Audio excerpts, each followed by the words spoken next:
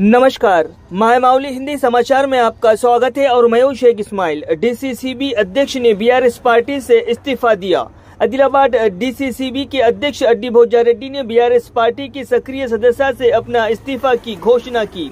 शनिवार दोपहर 2 बजे आदिलाबाद के प्रेस क्लब में आयोजित प्रेस कॉन्फ्रेंस में बोलते हुए उन्होंने कहा है कि तेलंगाना आंदोलन के दौरान उन्होंने टीडीपी पार्टी से इस्तीफा दे दिया था और टीआरएस में शामिल हो गए थे।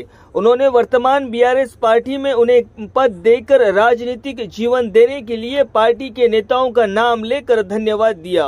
उन्होंने कहा है कि वो जल्द ही अपने समर्थकों और नेताओं से बात करेंगे और बताएंगे कि वो किस पार्टी में शामिल होंगे। నాకు बीआरएस पार्टी దాదాపు 14-15 సంవత్సరాలు సహకరించిన ప్రతి ఒక్క నాయకునికి అదేవిధంగా నా అన్న తీరు జోగురామన్న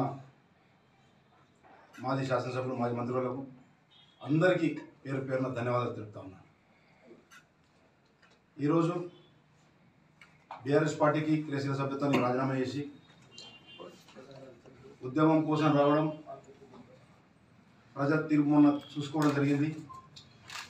ఆ తర్వాత నేను ఈరోజు రాజీనామా చేస్తా ఉన్నాను बीआरएस పార్టీకి। రేపు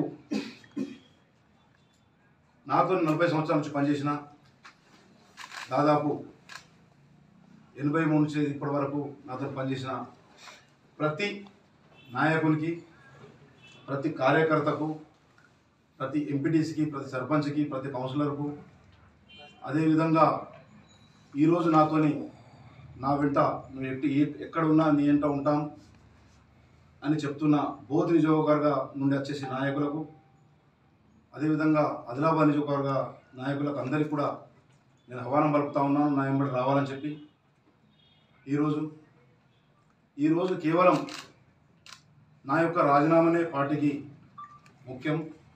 రేపు ఒక 2-3 రోజులలో నేను అందరికి కలవబోతా ఉన్నాను, బూత్ కాన్స్టిట్యున్సీ ప్రజలకు, బూత్ కాన్స్టిట్యున్సీ నాయకులకు, బూత్ కాన్స్టిట్యున్సీలో మా కార్యకర్తలు, న్యాయపడిన కార్యకర్తలు దాదాపు 40 సంవత్సరాల సహకారం చేసిన, అదేవిధంగా ఆదిలాబాద్ కాన్స్టిట్యున్సీలో ఉన్న అందరికి కలిసి నాయకులకు కానీ, సర్పంచ్లకు కానీ, ఎంపీసీలకు కానీ రేపు పెద్ద సంఖ్యలో, వందలాది సంఖ్యలో ఈరోజు నా వెంబడి రావడానికి సిద్ధంగా ఉన్నారు।